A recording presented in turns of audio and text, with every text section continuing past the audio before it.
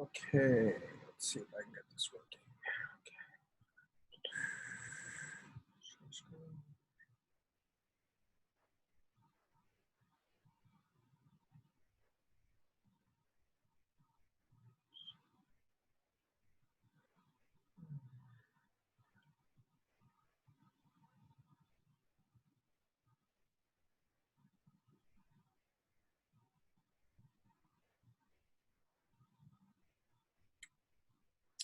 Okay, guys, just give me a minute. This should be working.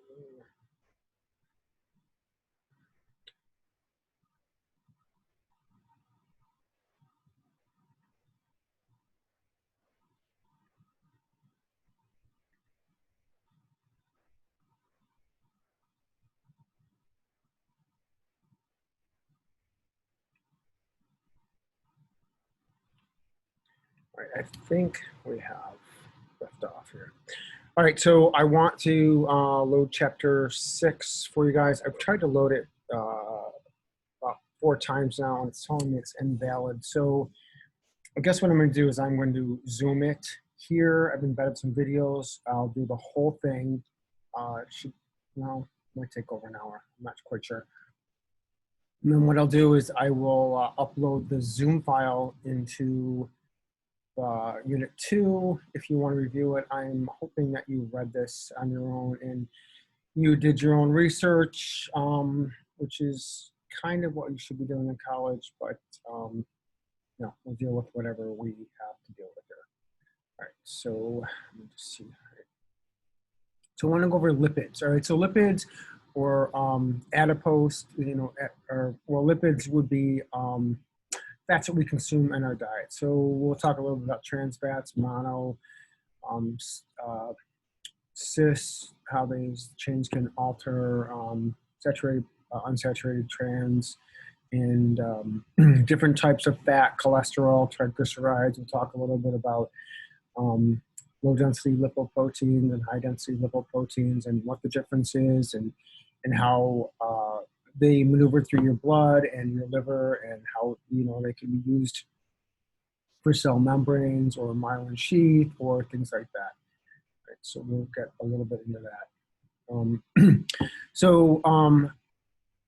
You guys, when these learning outcomes are literally where your instructors or I will be getting the types of questions I'll be asking you. So it really shouldn't be a surprise, of what we're asking you. And once again, I can't cover every single thing in the PowerPoint. So you should be reading the book. And the chapter literally only takes about an hour and a half to read it, because I do read it over and over again. Just to kind of refresh my memory and see how in-depth things are, how not in-depth things are, so I kind of know how to regulate what's going on in the course here. So identify the major lipids in your diet, as well as their primary food sources and functions of your body. So kind of let's start thinking about what are we consuming, what types of fat, what sources we're getting them from. So whether it's animal fat or if you're vegan or vegetarian, it's, it wouldn't be animal fat. Is it a plant-based fats? That's not really the case. So are you getting it from fish? You're getting it from beef? Are you getting it from refined fats or deep fried foods? Or just start thinking about where you're acquiring these fats from. And what are they used for? What do they function in your body? All right. So I want to get one thing out there. So some people think that fat makes fat or fat causes fat. It can in some cases, because we talked earlier about how each gram of fat has 9 kilocalories, as opposed to a gram of carb has 4 kilocalories. So they're actually denser in energy. However, generally what happens is the excess carbohydrates in your body, in your food, in your blood, your body will start storing that as fat in your adipose tissue. So really, primarily that's what causes weight gain, would be excess carbohydrates, more or less. At least that's how I think of it. So explain the difference between a saturated and unsaturated fatty acid, and we'll talk about that. It has to do with carbon bonds and how they're bonded. Each carbon has 4 bonding sites, and we'll see that coming off. And sometimes we can, move a hydrogen, we can double bond it to another carbon, and we'll see that coming up. So identify the foods that are rich sources of saturated fat, monounsaturated fat, or polyunsaturated fat. Mono meaning one, or poly meaning more than one. And we'll talk about some, the omega site and the acid site, and we'll get into some of those details here. Identify the 2 essential fatty acids in foods that are rich sources of these nutrients.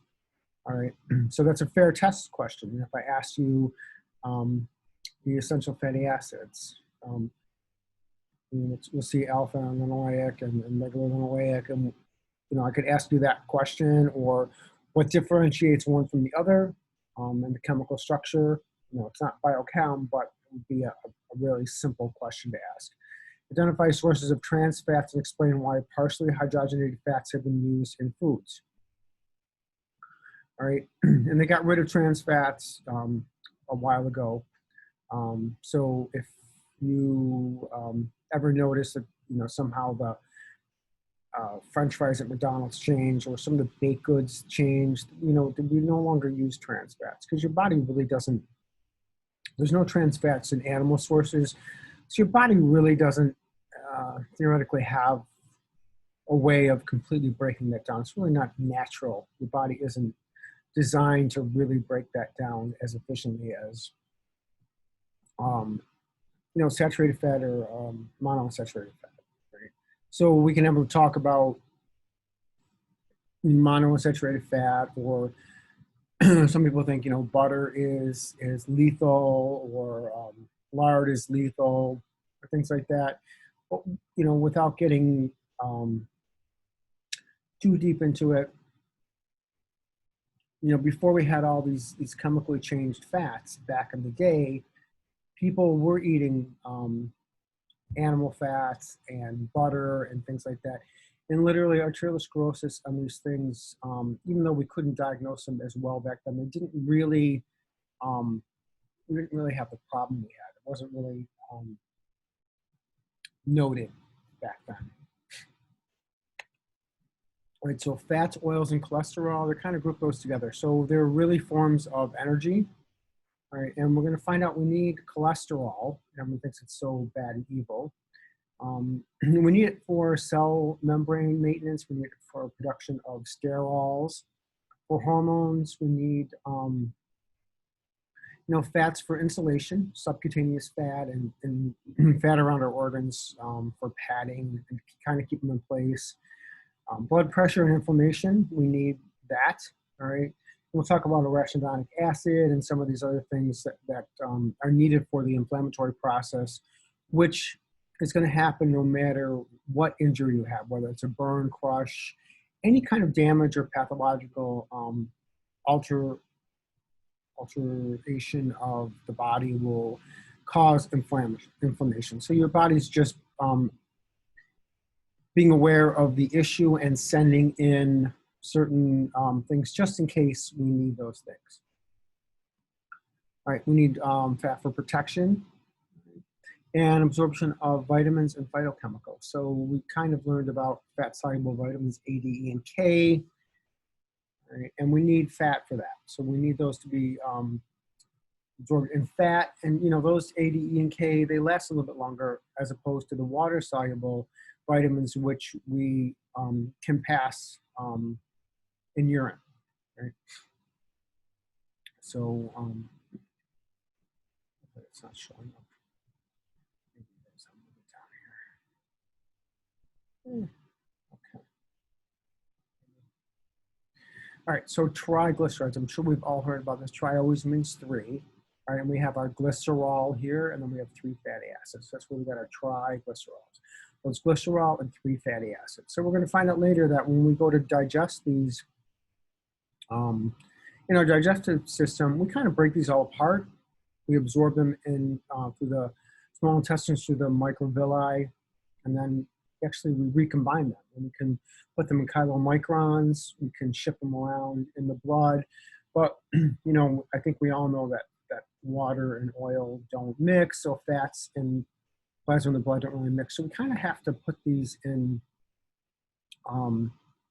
little packets, protein packets. And that's where we're going to get into HDL and LDL and high density lipoproteins, you know, lipo meaning fat, protein meaning protein. So we can kind of wrap these fats with protein, because protein will dissolve or float around the blood. And then we just kind of send them back in the lacteals. We send them back to the heart, through the vasculature, right subclavian, and the thoracic duct on the left side. We kind of send those things back, recirculate them. The liver has a lot to do with that. We're going to recirculate them in the blood. The liver's going to use them for processing or whatever it needs to do. You know, it's going to use some of these things for making bile and other products from the body. So 95% of lipids in the body are triglycerides. All right. There are 3 fatty acids and a glycerol. We have an omega position and then an acid position. So the omega position we're going to see coming up is going to be on one end. You can think of that as the initiation, or the other end is going to have the double bond OOH, which is the acid portion. And we'll see that coming up. All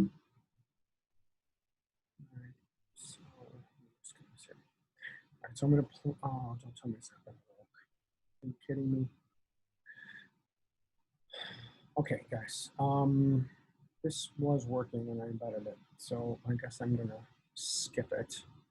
I did embed it in Blackboard for you, so it should be viewable there. All right. So saturation, when we talk about saturation, that means that every single one of these carbon bonds, all right, and I said before, each carbon has 4 bonding sites. So each one of these carbons, if you look, has to have 4 things attached to it, so it's saturated, right? But saturated really means all carbons have single bonds and is saturated, right? We'll see, and we'll see coming up, all right? This is going to be your animal fats: coconut, palm, and palm kernel oils. All right, so, you know, depending on what you read or who you're following or whatever, and nutrition information changes continuously. So I'm trying not to make mistakes, or what I'm saying now is the current dogma, all right? That's in the textbooks and yeah, generally the central dogma for this. So saturated, all carbons have single bonds. You see that with the hydrogen. All right, except for the end here. This carbon, all right, this is the acid end. I said it's got a double OH, or double oxygen and an OH. That's always the acid group. And the beginning, or the other end, is going to be the omega. So these are going to be complete opposites in opposite sides. So in between, all of these carbons have a single hydrogen attached to them. All right. Monounsaturated, mono means 1. So at this point, we can say in our head, well, wait a minute. Mono, we're going to have at least 1 that's unsaturated. So in order to do that, we have to literally, the saturated we said before, has all these attached with hydrogen. All right, that's saturated. Mono unsaturated means 1 is unsaturated. So 1 carbon or 1 area doesn't have 4 hydrogens attached to it. So I said before, they all have to have 4 bonding sites. So if you look here, we actually just double bond. All right, so we just double bond that carbon. So the we double bond that carbon together, so it has 4 bonding sites. All right, 1 double bond between carbons, avocados, olive, peanut, and canola oils. All right, so you can read whatever you want. Avocados are good for you. If you want to do some research, it takes a tremendous amount of water to produce avocados. All right, so a lot of these things and eggs and things, if you really do the research, and beef, it takes a tremendous amount of water to produce that egg or that pound of beef. All right, theoretically, if you do the research on it. So personally, myself, I will eat avocados. I use avocado oil or olive oil. All right, you can use hemp oil. There's all kinds of things out there, plant-based for that too. So polyunsaturated, poly means more than one. Unsaturated, we know it's going to have some kind of double bond, right? More than one double bond between carbons. So safflower, grapeseed, sunflower, and soybean oils. Right? So you can do your research on that as far as using these for cooking or whatever. I don't, but I'm not saying it's going to be cancer causing or whatever. But if you look here, it's omega in the acid, but if you count these over, omega 1, 2, 3, omega 3, 4, 5, 6, omega 6, 7, 8, 9, omega 9. This is where they get these names like omega 3, omega 6, omega 9. Just telling you where these bonds are located. Right? So there's an example. I said before, beef, butter, and things like this are saturated fatty acids. Right? You just see these in your book here. Right? There's a list of some of the saturated and some of these oils, whether they're saturated or unsaturated. You can see that the composition of that. Liquid versus solid. All right. So saturated fats, fatty acids are straighter. So if they're really saturated, they're all lined up. So think of them being able, like, what do you want, 2x4s or 6 of spaghetti or whatever. They can stack very, very densely because they all line up perfectly. All right. Unsaturated fatty acids are bent. We can see that here. All right, once again, there's your omega end and your acid end. And these are bent, or think of it as twisted, however you want to do that. Talk about these essential fatty acids. All right, so these must be consumed in the diet. We literally cannot, our liver cannot produce these, so you actually must consume these. All right, so we'll talk a little bit about the function and deficiency. So if you don't consume these, if they're essential, we're not going to be able to make some, we won't be able to make some enzymes or proteins, or we'll be deficient somehow. So it can cause a disease process that can cause a lot of deficiency.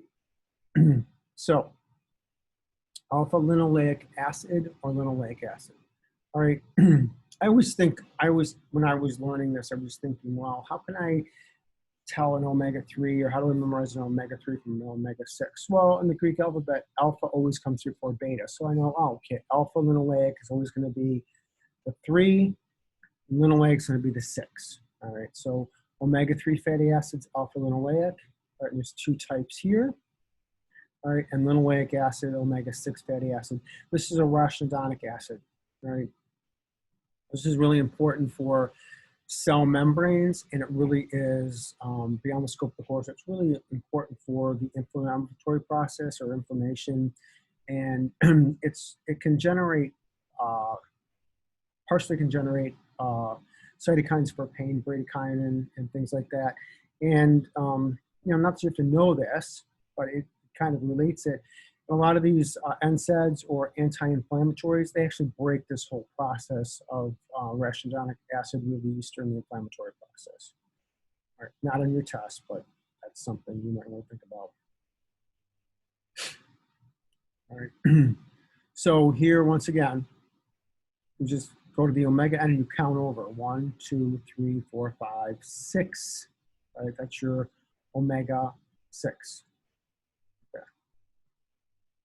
So here's your essential fatty acids. Remember, omega-3, just remember alpha comes before beta, so that's your alpha linoleic, and there's your 2 types there. All right. One's eco, one's DACO. All right. Omega-6 linoleic acid, and this is precursor to arachidonic acid.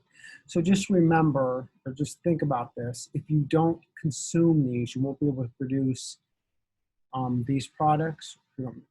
Consume this, you won't be able to produce arachidonic acid, and that can be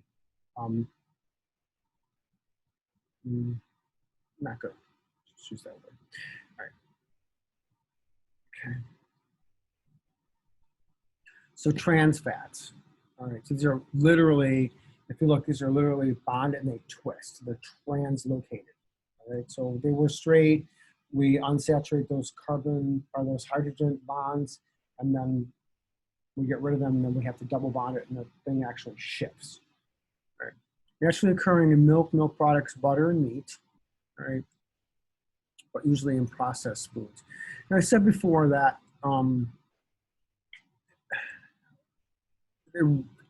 I said before they weren't really in, the body really wasn't designed to process them. All right, it can process, it just can't really process a whole lot of it. All right, so in most things, it's most animal products, it's saturated fat. There is some trans fats, all right, to be truthful about the whole thing, but in processed food, the body really can't process all of it. It doesn't really have the enzymes to facilitate processing all that. Right? So they hydrogenate. So they're going to change those hydrogen bonds. All right, they're going to cleave the hydrogen bonds off, and then they double bond them. All right, conversion of cis fatty acids into trans fatty acids. It increases the solidness of it. Right, so just realize it transports a little easier if it's solid, all right? And it decreases rancidity, all right? So oils and fats can get rancid. Like if you were to, like cod liver oil, some of these fish oils, they can get rancid very quickly. And most of them are slightly rancid by the time you consume them, all right? And then there's preservatives, antioxidants are put in there, all right? And these are really, they're saying it leads to cardiovascular disease, saturated in trans fats, right? Because when you have a lot of cholesterol floating around in the blood, and the cholesterol, generally it's floating around. If you have a lot of it over a long period of time, it starts settling on the side of the capillaries or arterioles. And it kind of wiggles its way in between the endothelial cells, and it gets into the muscularis layer of the arterioles, all right? And it doesn't belong there, right? So sometimes if a lot of it goes in there, it can, part of the wall will come off, all right? And then we're exposing the intermediate layer of that, all right?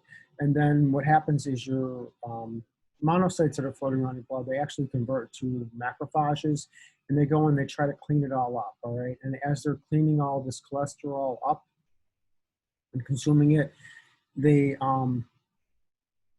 consume it, and as they process it, it causes an inflammatory process.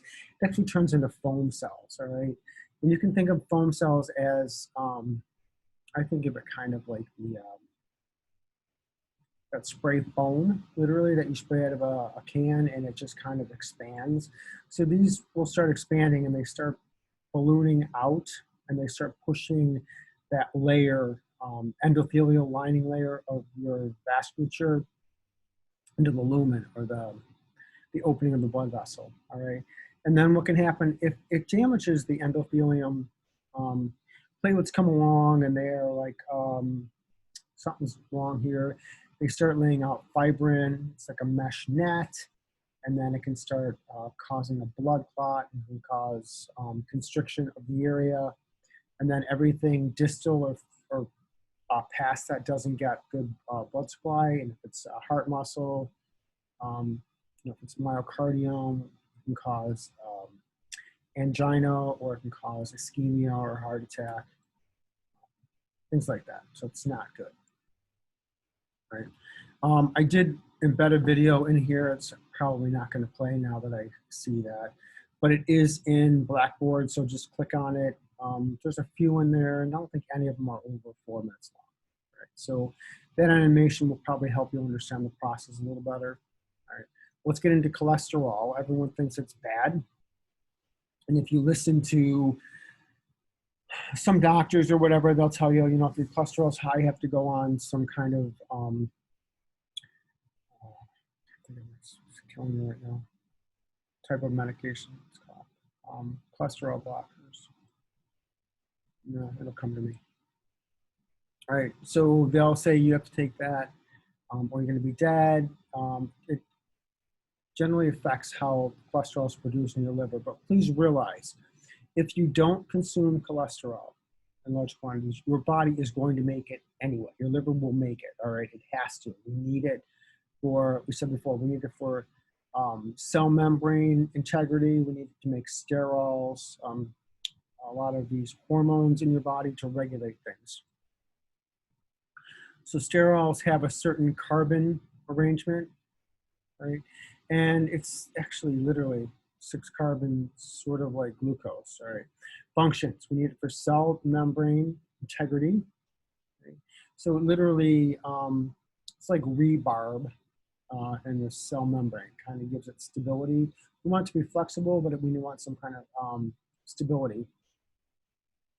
We need it for vitamin D production, calcitriol, hormones, and we need it for bile. All right? And we need bile to be released. It starts breaking down the surface area of lipids. All right, so there's more surface area so that pancreatic lipase can act on it and start digesting it. And we really want to, you know, if we're talking about triglycerides, and we want to break it down into smaller pieces so we can actually absorb it in the microvilli. It can go either in the lacteals for the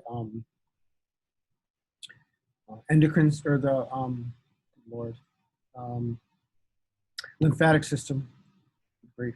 All right. Or we want to send it to the hepatic portal vein to the liver for processing or redistribution. All right. And we'll talk later about bile and unconjugated bile and things like that. And your body really wants to reabsorb the bile and reuse it. But we're also going to find out if you consume a lot of fibers or fiber in your diet, fiber will actually absorb the bile and will excrete it, all right, in the feces. And that's kind of a good thing because then we have to use more cholesterol in your blood to reproduce the bile.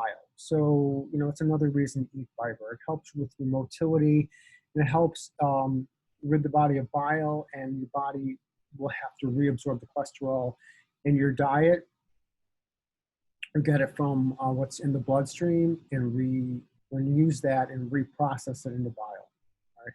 And bile, by the way, also inhibits some bacterial growth in your intestines. A lot of gram-positive bacteria don't like bile, so it actually is actually a good thing as an antimicrobial in the digestive tract, so that your microbiome is going to be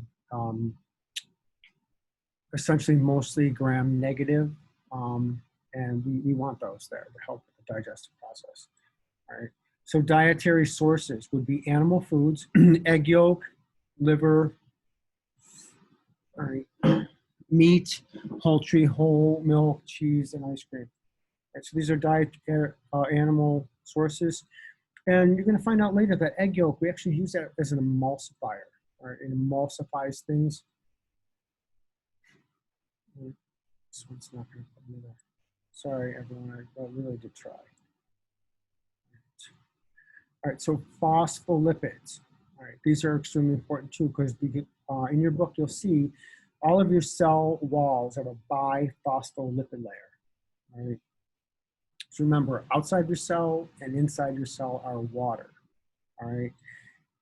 In the middle between those biphospholipid layers is going to be the heads of the biphosphol are going to come in the middle because they don't really like water. They're hydrophobic. They fear water. All right. So on the outside, they're going to line up a certain way. The heads and tails are going to line up.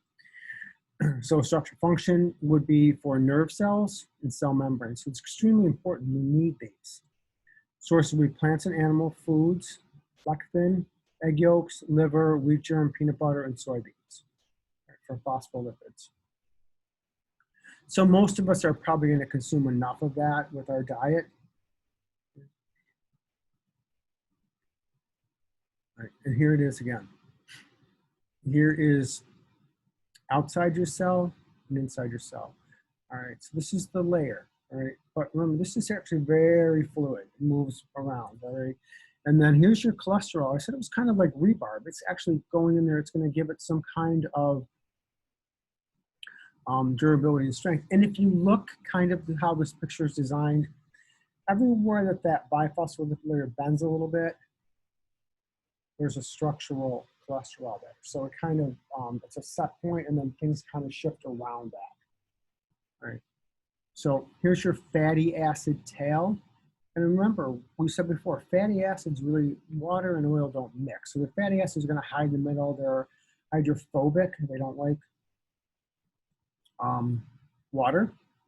All right. And then your phosphate head, all right, it's going to be on the outside. It's going to be facing the internal environment of the cell or the external interstitial fluid outside of the cell. So choline, we need that, right?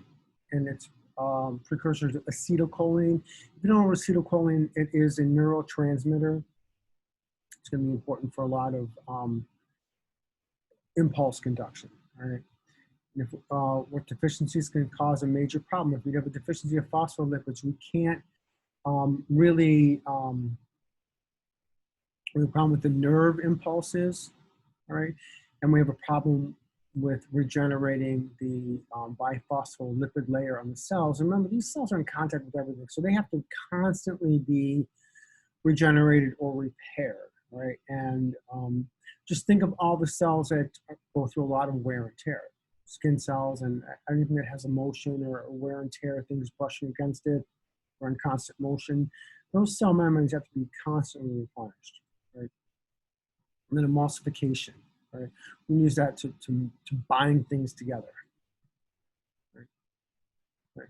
So let's spend a little bit on what happens to the fat and cholesterol you eat. So, you know, we're all talking about eating it. We need to break it down a little bit, and we have to reabsorb it into the small intestines, and then we have to do the hepatoportal vein, take it to the liver, and I'm just going to regenerate or reprocess that. So we have these macromolecules, we break them down into small pieces, come to the liver for reprocessing and rebuilding them. And with these fats and cholesterol, remember, they don't really like to float around in water. And remember, the blood, most of that plasma is water-based.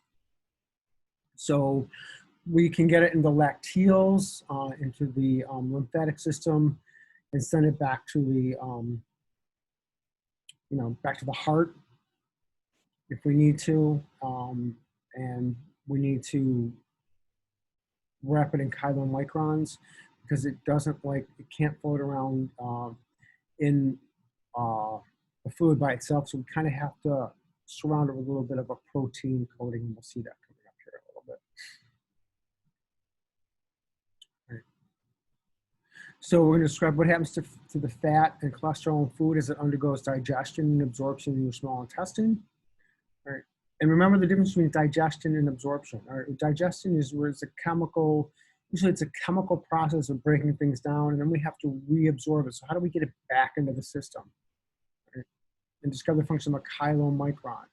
And we're going to see that coming up. That's going to be how we process lipids and cholesterol and get them to float in the bloodstream or in the lacteals, you know, back to the thoracic duct or the right subclavian to get it back into circulation. Right. So digestion of the small intestine, we have lipases and emulsification. Lipase is an enzyme, all right? So once there's fat or lipids leave the stomach and chyme, they get into the duodenum, it's going to signal the pancreas to release lipase. So lipase is lipid, ACE is an enzyme. So lipase is literally going to go in and break down fat. And by breaking it down, I mean it's going to break it apart or make it, get it into smaller pieces. So if it's a triglyceride, if we break, that's the 3 fatty acids in glycerol. If we actually start cleaving those fatty acids off, we increase the surface area. All right, we can actually start working on those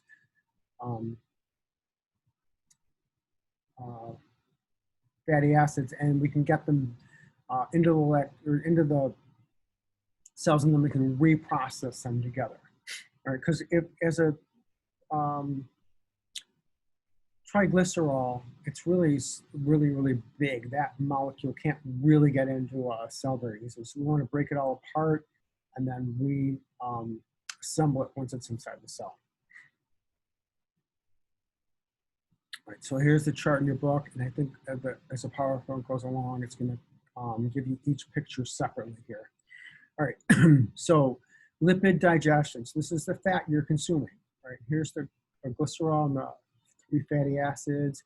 This is a monoglyceride and 1 triglyceride. All right, so this is your triglyceride we saw before, cholesterol, 3 fatty acids. We kind of want to break that apart, and we use it bile salts or bile. We're going to break it apart, and then we can reabsorb it easier in the intestinal wall. All right. Remember, your digestive system is outside your body. All right, so we're consuming that. It's still outside of our body. We have to be able to get that molecule inside the body. And when we do that, we have to be very small to get it into the cells. All right.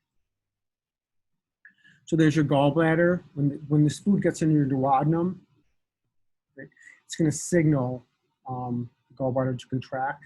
Gallbladder is just a storage vacuole for bile, which is produced in the liver. And we'll talk about that in a little bit. So in response to the presence of fatty chyme in the duodenum, the gallbladder releases bile into the chyme, which is that 1 or 2 tablespoons of food that goes through the pyloric sphincter, right? A little bit at a time, so that we can, in the duodenum, so we can hit it with these enzymes and break it down. Right? You know, if you had dumping syndrome, which is when the pyloric sphincter opens and all of your contents of your stomach get into your duodenum, that's a disaster. It causes osmolarity issues and everything. So we don't want that. Which emulsifies the lipids. Emulsifying means it emulsifies them or breaks them down. Right? All right.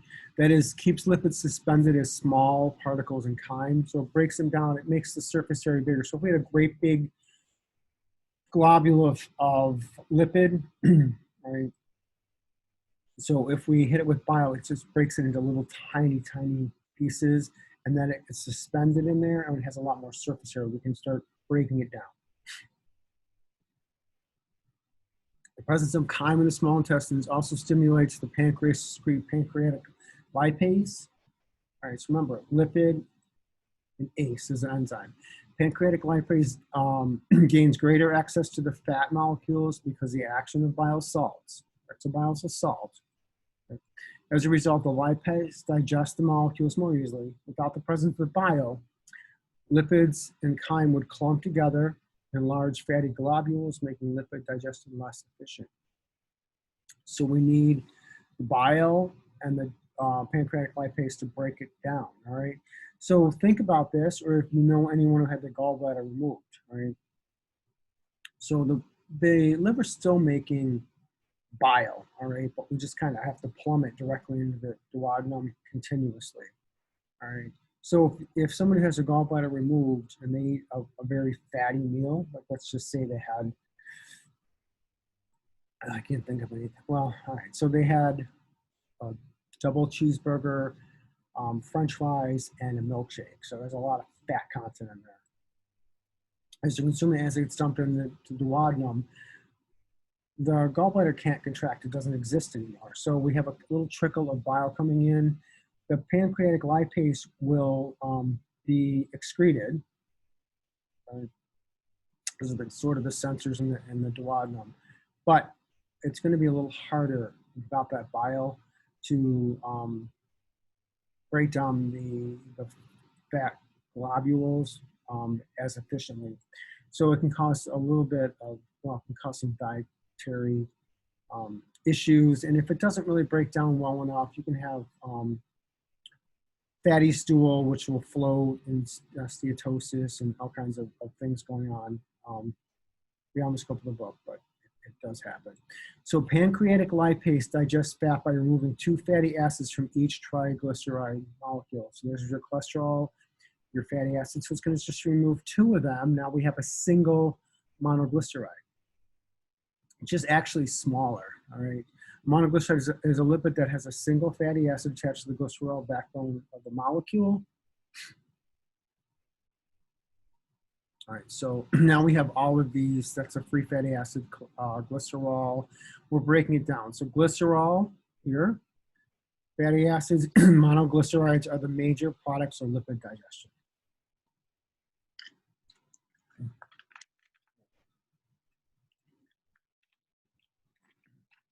So this here, if you can imagine it, this is outside your body, digestive tract. This is actually your body. We have to get these molecules into the absorptive cells of the small intestine. This is your microvilli. All right, so bile salts surround the fatty acids and monoglycerides to form a water-soluble particle called a myceli, or micelle, however you want to pronounce it. Myceles transport the lipid to the edge of the absorptive cell. All right, these cells remove the monoglycerides and fatty acids from the micelles. They're attached on there. These absorptive cells are going to actually pull them off and remove them. The used bile salts that remain can continue to form new myceles. Right? And the other thing is that if we have a lot of fiber in our diet, we want to pull that bile out, get rid of it, and then our body has to start using the cholesterol we consume to make new bile. So these are your microvilli. These are literally here. If you look, they're actually increasing the surface area, right, tremendously. Right, so people that have IBS and a lot of these other digestive issues, we'll get into it later. I don't want to get into a whole lot of it right now because it's going to go on long enough here.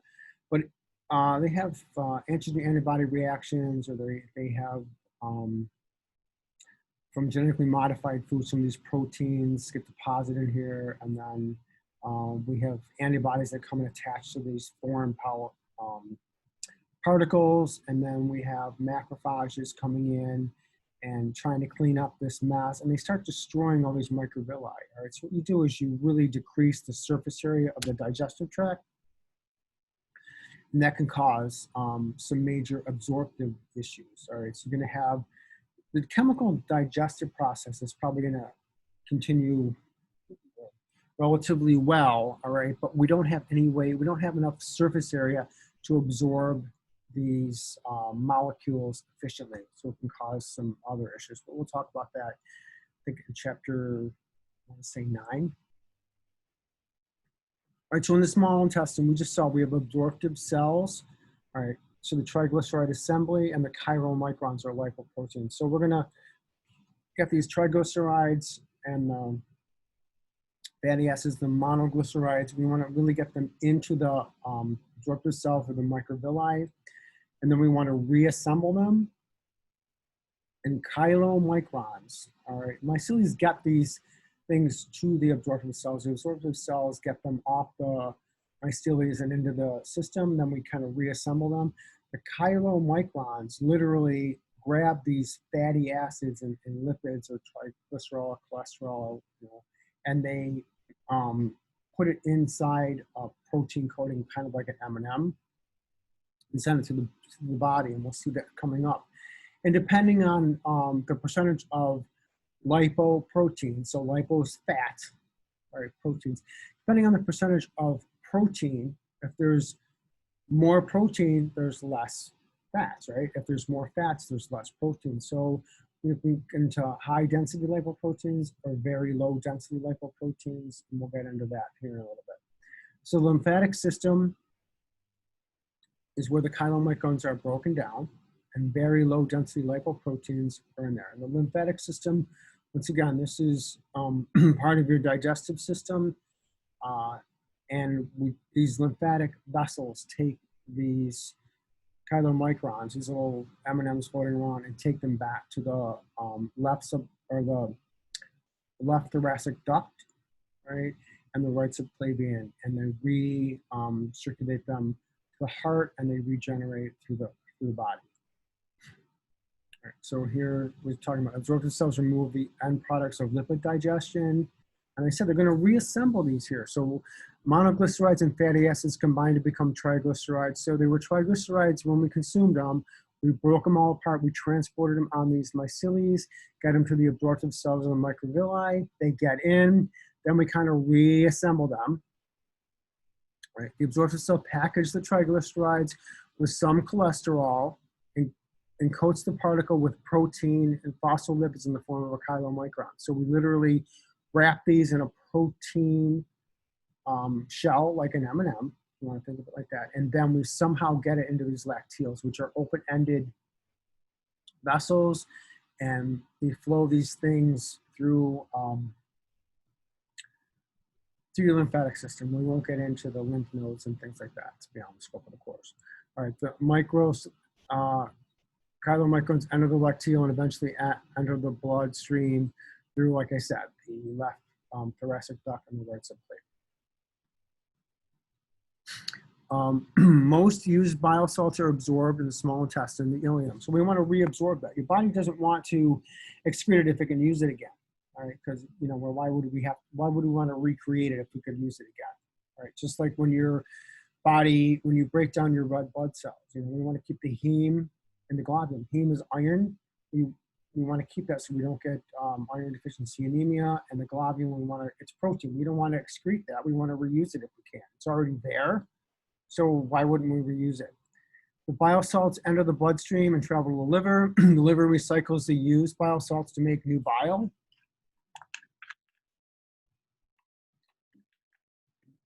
Okay, so it wants to do that. If you have liver damage or something's going on, steatosis or cirrhosis or whatever, and your body can't really reproduce this, then you have unconjugated bilirubin in part of the bile, and it can cause jaundice and things like that. But we're going to talk about this. No, never mind. All right, eating foods that contain soluble fiber can interfere with this recycling process in the small intestine. This is where I said, if you want to consume fiber, all right, it's gonna absorb the bile. You're gonna defecate it out with the fiber. So you get the motility going, and then we get rid of the bile. Your body has to reproduce. It's going to start reusing some of the cholesterol in your bloodstream, which is good. All right. Soluble fiber binds with the used bile salts, so the small intestine cannot absorb them, and they are treated in the feces. And right here, they're showing you. Here is the last part of the small intestine, ileum. Ileocecal valve, there's your appendix. Elimination goes up, across, down, and then we excrete it. Eliminating the bile salts can reduce blood cholesterol levels. Without a supply of recycled bile salts, the liver has to remove cholesterol from the bloodstream to make new bile salts. Right? As a result, the blood cholesterol levels drop, which can be a benefit, beneficial to health. Right? So lipid digestion. Right? So the fats we're eating. Excess energy. Formation of adipose cells or fat cells, or use of adipose cells. So like I said before, fat really doesn't make fat. Usually it's the excess carbohydrates in your body that are converted to fat. Right? Excess carbohydrate and protein intake and alcohol consumption can lead to excess adipose tissue or lipids. All right, so we'll talk a little bit about cardiovascular disease, major killers of Americans. And I want you to realize there's a video in here on cholesterol and, with the HDLs and the LDLs, and we're shipping this cholesterol and fatty acids to the body. And what we don't want is them, like I said, we don't want them attaching to the vasculature and slipping in between the cells of the endothelium and getting into the muscularis layer and causing havoc with the macrophages, producing foam cells, and it kind of pushes out into the lumen, and then we have macrophages coming along and consuming it and causing foam cells, and there's a whole process going on. All right. So I have a on on their arteriosclerosis and how it contributes to cardiovascular disease. Right. Ischemia and heart disease, things like that. It's not good. All right. So discuss the dietary and other lifestyle actions that can reduce your risk for arteriosclerosis and cardiovascular disease. All right. Identify the major dietary sources of essential fatty acids. So I'm not saying fatty acids are horrible and terrible, but we want to limit them, or if we're going to consume, we want to consume healthier fatty acids. And if we do consume a lot of fatty acids, how are some ways we can eliminate it, or we can burn them off or use them? All right, so they're not being deposited in our vasculature. All right, but here's the deal. The truth is arteriosclerosis starts the minute you're born. All right, because they did studies on, I think it was World War I, World War II, on some of these soldiers that died, and they were, 18, 19, 20, and they already saw effects of arteriosclerosis in these cadavers. Right, so cardiovascular disease, heart disease, and stroke, right, it's probably, depending on what you rate, it could be the number 1, 2, or 3 killer of people in the U.S. So cardiovascular disease, so is it directly cardiovascular disease, or is it a component of cardiovascular disease? We can trace a lot of these diseases or death back to some form of the vasculature of the body. Among top 4 leading causes of death in the U.S., nearly 30% of all deaths are related to cardiovascular disease. I'm not saying that, 30% of everyone died of a heart attack, or 30% of the people died of cardiovascular disease. But if your heart is damaged, you can get edema. It can start causing edema, depending on the right or left sided heart failure. Right-sided heart failure can cause edema in the lower part of the body. It can cause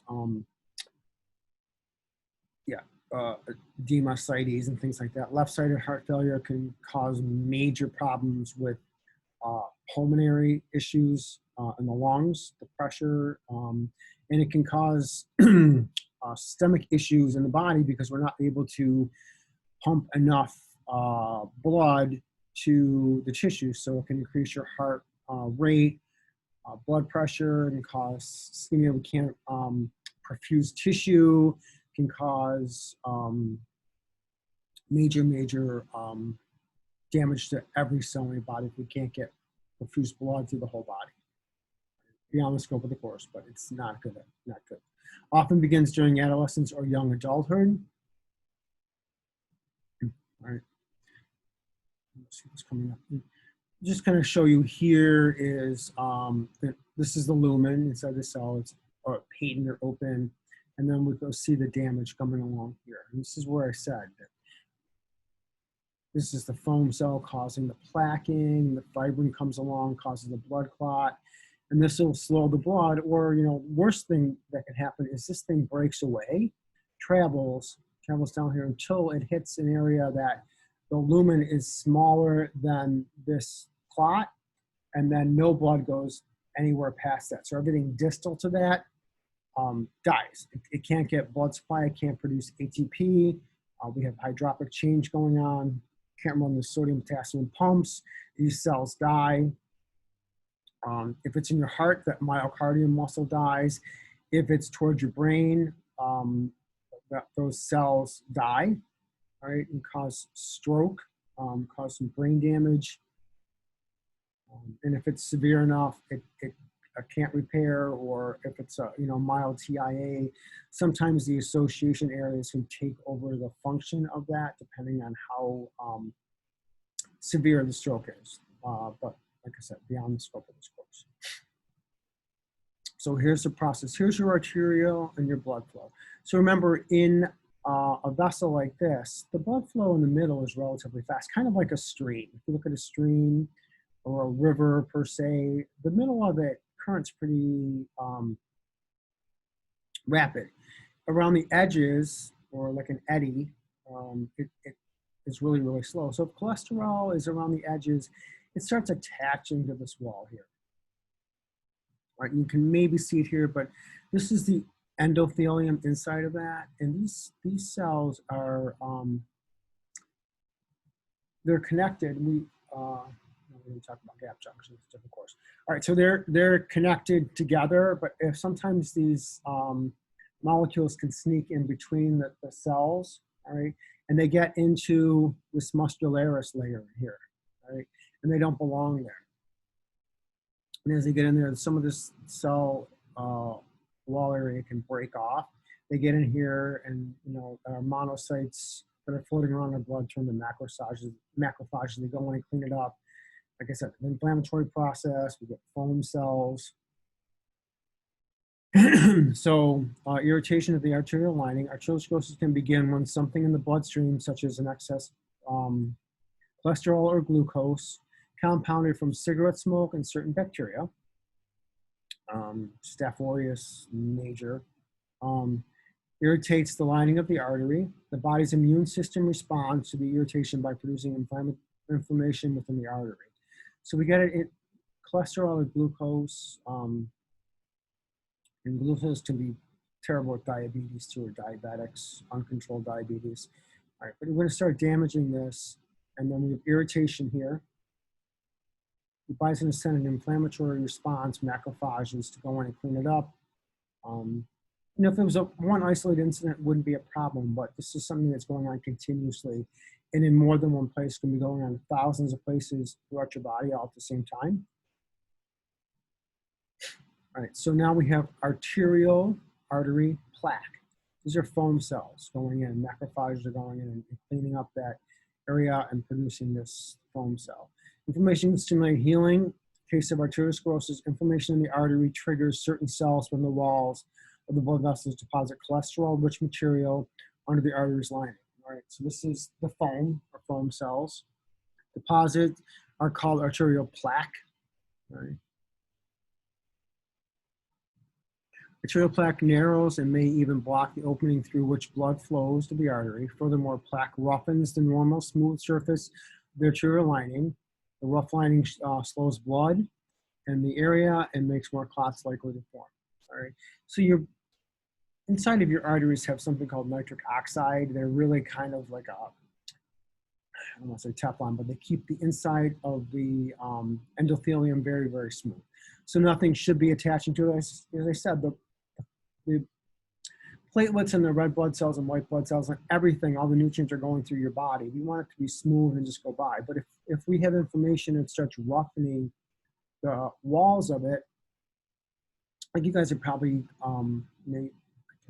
like brushed against a concrete wall or something that was rough, and it kind of snags your clothes. Think about, these things are flowing through here, and they get caught or stuck on here, and then just causes more and more issues. And then there's a blood clot. These are platelets coming along. If this is damaged, all right, they realize it's damaged. Your blood should only clot when it's outside of the bloodstream.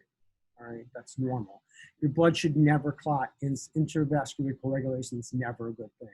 But what happens is the inflammation in all these cytokines and signals cause these platelets to release fibrin. It causes some kind of a fibrin net and causes a blood clot. And this can, like I said, this can narrow this lumen here, or worst case scenario, a piece of this breaks off and travels and gets lodged in someplace downstream.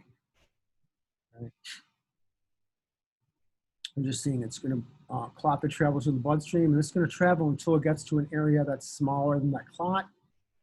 All right, and then we have ischemia, and not good. Atherosclerosis, clot formation, cause angina. Angina really is when you have reduced blood flow to the myocardium, and any kind of shock or workload can trigger the heart muscles to cramp. All right, you get this major pain. So that's kind of a wake-up sign, or like pay attention, something's going on. Heart attack is when we have a full occlusion. This myocardium dies. All right, heart muscle, by the way, can't fix itself. All right, sort of like skeletal muscle doesn't work to regenerate. It can a little bit, heart muscle cannot. So what happens is heart muscle dies, and it gets replaced with fibrotic tissue. All right, and the heart has its own impulses that cause it to beat, kind of like if you've seen the wave at a sports event. That's kind of like how your heart keeps its pace and keeps its beat. It's intrinsic. All right. The problem is if you have fibrotic tissue, that doesn't conduct the impulse to the intercalated discs. All right, so your heart that whole area can't contract. Number one, it can't have the impulse. Number two, it's not myocardium, it's not heart muscle, it's fibrotic tissue, right? So that can't function. It's not the right parenchyma, which is normal tissue, right? It causes a heart attack, and stroke is when you have some kind of occlusion up here, and then everything distal to it dies. All right, this is the right side of her head. All right, this is the creative side. Or if that's on the left side of your brain, you have Broca's and Wernicke's, and these association areas that are for speech and sound recognition, verbiage, your initiation of your words. So if you've ever seen somebody recovering from a stroke, it's very painful, but you realize that these parts of their brain are dead or affected, and sometimes they recover, sometimes they don't. All right, and just as a side note, just remember, right side of your brain controls the left side of your body, left side of your brain controls the right side of the body. They kind of cross over around the medulla. They cross over for that. So peripheral vascular disease. All right, so peripheral vascular disease, your periphery, that would be your, the outskirts of the body, and atherosclerosis. Your lipoproteins are transportation of cholesterol and triglycerides. All right.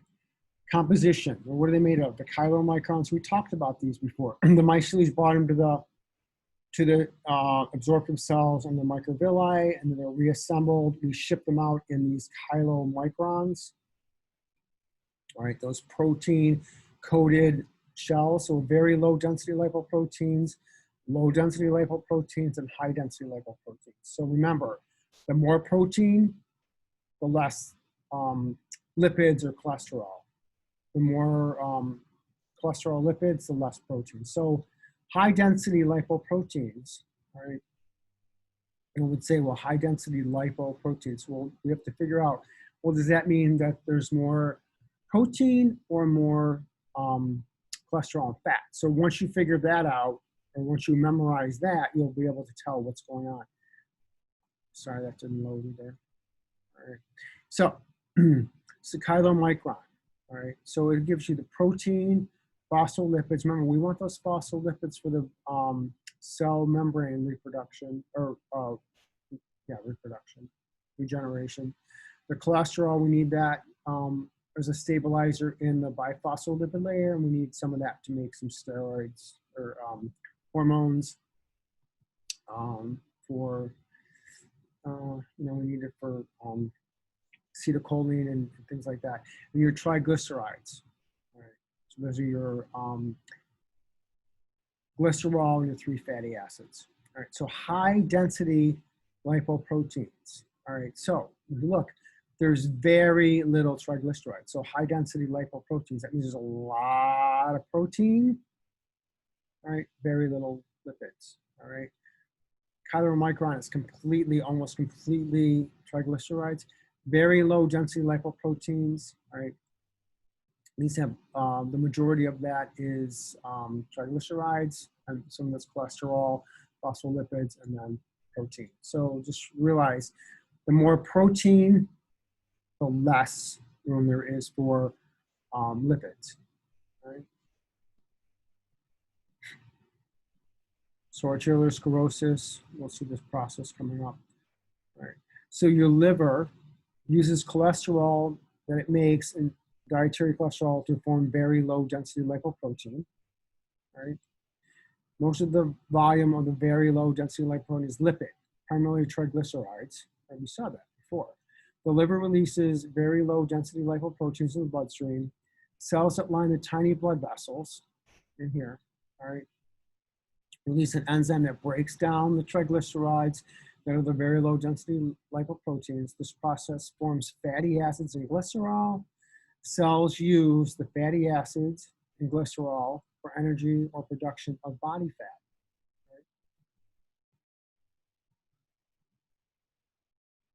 Right? So they're just saying it releases it, it gets broken down. Your body can use these fatty acids and cholesterol for energy, right? So they're also, you know, if you, let's say you had a low carb diet, you weren't using a lot of carbohydrates, what would really start happening too, a lot of people don't tell you about this, your body will start using your lipids in your bloodstream, these fatty acids and cholesterol. Your body will start using those for energy because they don't have a whole lot of carbohydrates or glucose floating around. So your body will figure out a way of using these fatty acids for energy, which is kind of what you want. Right? After being stripped of most of its fat, very low density lipoproteins becomes low density lipoproteins because we've taken most of the fat out of there. About 45% of the volume of the low density lipoprotein is cholesterol. Remember, we need that cholesterol. Right? So LDL transports cholesterol and lipids to tissue. Cells can remove LDL from the bloodstream and use its lipids to make vital substances and cell structures. So that's good. We want to get those out. We want to use all those up. And this is our way of getting it there through the blood. So we need a certain amount of these. We just want to make sure that we're only making what we need, all right?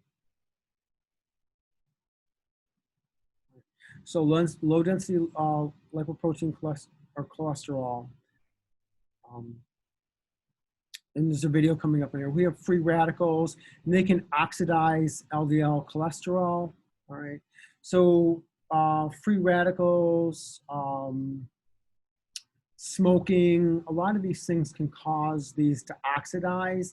And then what happens is, this is when they literally start attaching to the endothelium, causing that major problem. What we don't want is them, you can see it here if you look, all right? They broke through here. There's two linings here. They broke through here and they're depositing in here. What's gonna happen is that's gonna start separating, all right? And this is gonna grow this way and it's gonna start going in and pulling all this apart. All right, now we have plaque. We've probably all heard about that plaquing of the arteries, could be in the carotid artery in the neck, or, you know, God forbid, in the around the heart area. Excess alcohol and refined carbohydrates really start causing this to rapidly ramp up or causes inflammation.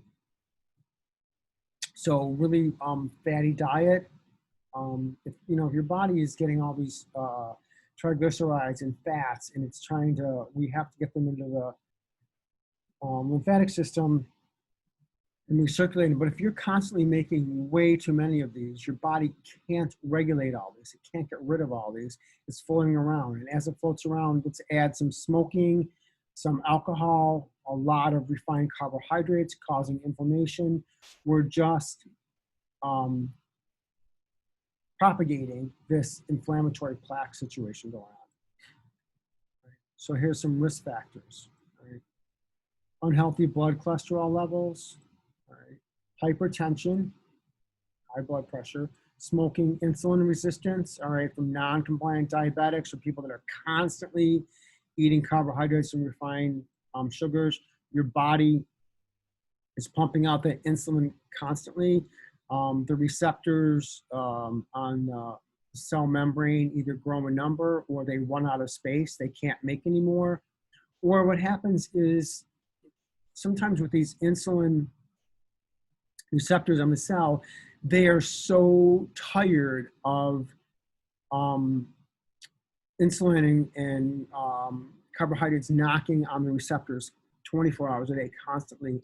They literally start ignoring it. All right, it's kind of like that neighbor or someone that's, or your smaller sister or brother that's constantly agitating you. They just start ignoring it. All right, diabetes, like I said, non-controlled or non-compliant diabetics, major problem. Excess body fat, right, lack of physical exercise, because you're not burning off any of this glucose or cholesterol in your blood. All right, poor diet, obviously, increasing age, you know, because this stuff starts at a young age. So if you're in 80s or 90s or whatever, it's going to, no matter how healthy you are, it's usually going to start accumulating. Family history, genetics, C-reactive protein, that's a protein in your blood that is indicative of an inflammatory process. So that floating around your blood constantly can agitate this also. Triglycerides, sleep apnea, emotional stress, and alcohol.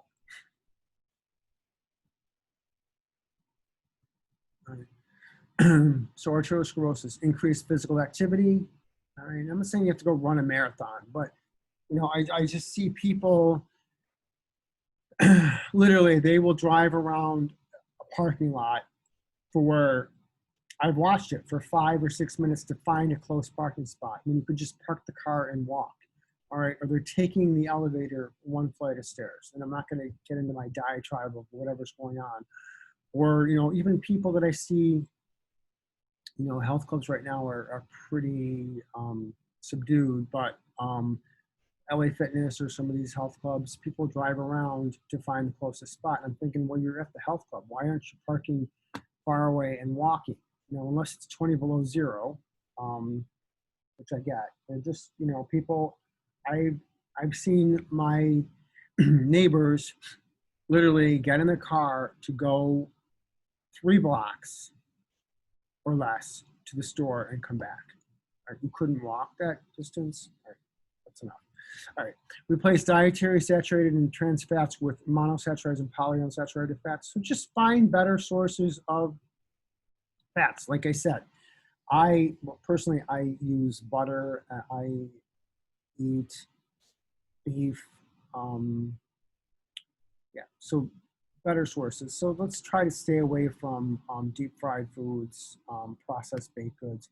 Quit smoking and avoid exposure to smoke or any kind of carcinogens. Limit salt intake. All right, that's probably important if your kidneys aren't functioning at 100% or if you're not drinking enough water. So you really want to drink a lot of water to flush that salt out if you are. Achieve and maintain a healthy weight. Increase fiber consumption.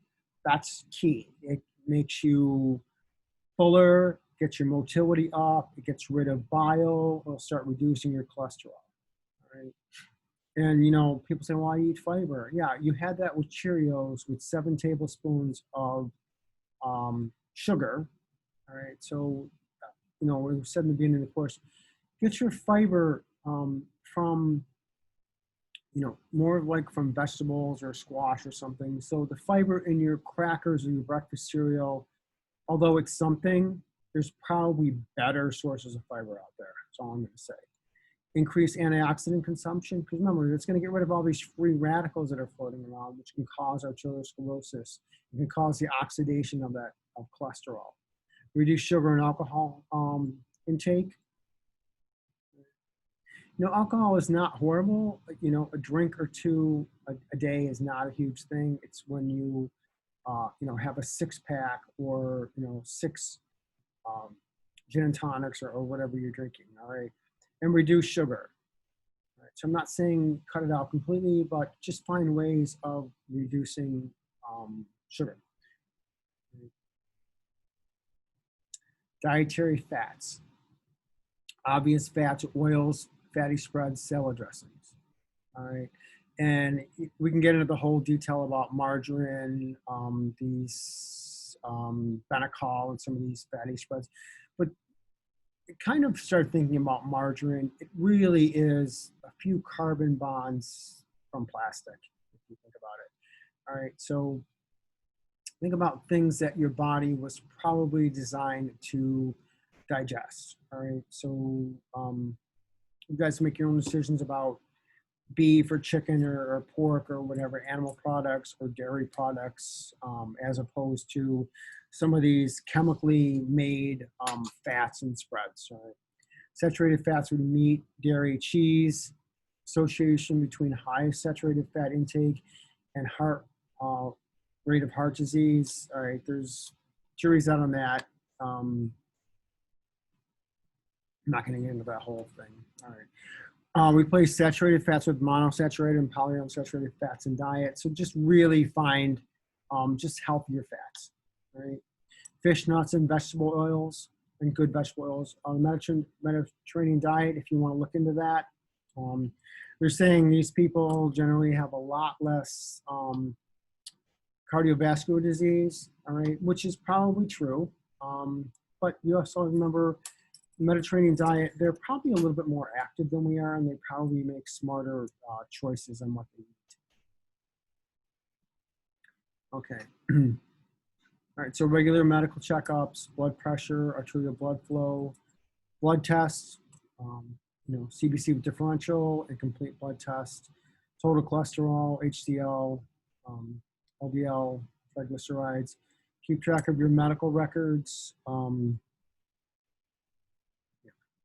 If you guys want to go on these statin drugs, or your doctors talk about statin drugs for cholesterol, you can do this. I'm not going to tell you yes or no, but please do your homework and realize there's a lot of statin drugs cause rhabdomyosis. They can cause destruction of specifically leg muscles. I mean, they'll deny it, so you want to go in and check YouTube or check your sources, but there are several cases of people who had muscle cramps and muscle damage. They stopped taking their statin medication and they went away. And there's also medication out now that stops absorption of the cholesterol in the digestive tract. And we kind of went over that with the absorptive cells and the microcilies and things like that. There are medications that can stop that. But like I said, if you don't consume cholesterol, your body's going to produce it anyway. So just healthier choices, being a little bit more active, cut down the carbohydrates, alcohol and smoking, and your body will literally, if you're not eating a whole lot of carbohydrates or excess carbohydrates, it'll start pulling that from your bloodstream and using it as a source of energy. The cells will start using those fatty acids and lipids as energy. So that's actually a good thing. Increase that fiber, get rid of some of that bile. Your body will reabsorb some of that cholesterol to produce the bile. So just some healthier choices to keep in mind. All right. So there's some recommendations of fat. Right. Your omega-3s, omega-6s. All right. Okay, recommendation, omega-3s, omega-6s, fish oils. And remember I said with fish oils, just check because a lot of them are rancid. So make sure you're not getting some cheap brand from Dollar Tree or some garbage brand from Walmart, because rancid you're just wasting your money, in my opinion. Anyway. All right. Okay. All right, so lean cuts of meats. So lean cuts of meats means you're not eating a lot of the fat, but please realize we said cholesterol was in the biphospholipid layer of your cells and all animal cells. So that's literally where you're getting the cholesterol from. We said cholesterol was those little rebarb, those structural components inside the cell membrane, all right? So when you're eating animal tissue, you're consuming their flesh, and every single cell has that biphospholipid layer with cholesterol in it. So that's literally how you're getting the cholesterol. I don't know if you mentioned it in your book, but just think about that for a second. All right. Moist cooking methods. So that could be steaming, or, we can talk about Instapots. I think they're great. They kill endospores, or like a little mini autoclave. They cook things much, much faster. They penetrate. All right. Love them. Reduce oven temperature during cooking. So you want to cook slow and low. Trim away visible fat. You can do that. I personally don't, because I think that, in my opinion, fat makes things taste a little better, but I will drain the excess fat from the pan or whatever. I'm not going to turn that into, a quart of gravy and put it all over my mashed potatoes, which are completely refined carbohydrates. Anyway, steam meats and vegetables, drain excess fats and oil. Always a good idea. Maybe keep a little bit of it. Avoid frying, use of pan drippings or gravy. Or, you can make gravy. you know, a tablespoon of gravy rather than, you know, Thanksgiving's coming up, you know, depending on when you're taking this course. But and with, you know, COVID right now, we're probably not going to have great big gatherings, but I have seen people just drowned stuffing and mashed potatoes in gravy, and hopefully it's homemade gravy from the turkey drippings, not some canned stuff. And I just thought to myself, imagine the amount of bile and pancreatic lipase that's going to be dumped into that digestive system in the next 12 or 15 hours. Good grief. All right. Substitute when possible. So like I said, you guys just make small dietary changes. Hopefully you're watching this and are kind of getting an idea of what's going on. I know this is going on forever. But I just wanted to give you my opinion on this. All right. Food selection and preparation to reduce saturated trans fats and calories. All right. Switch to skim or 1% milk. All right. Your book says that. I think that's complete and utter nonsense.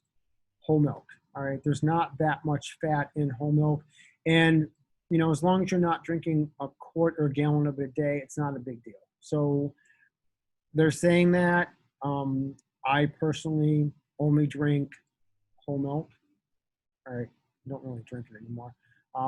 But for my coffee, either half and half or whole milk. All right. Skim milk is just water as far as I'm concerned. Utilize reduced fat foods. All right. I also disagree with that. All right. So when you get reduced fat food, they're taking fat out of it. Okay. But they're substituting with more carbohydrates. All right. So your book's telling you these are ways to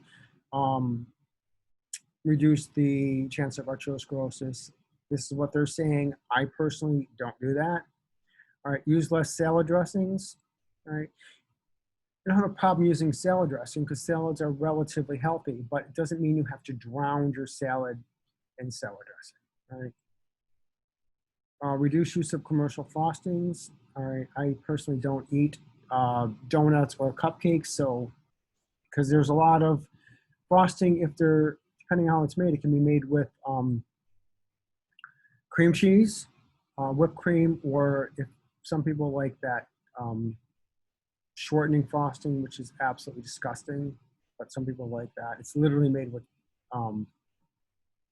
Crisco type trans fats, just awful. All right.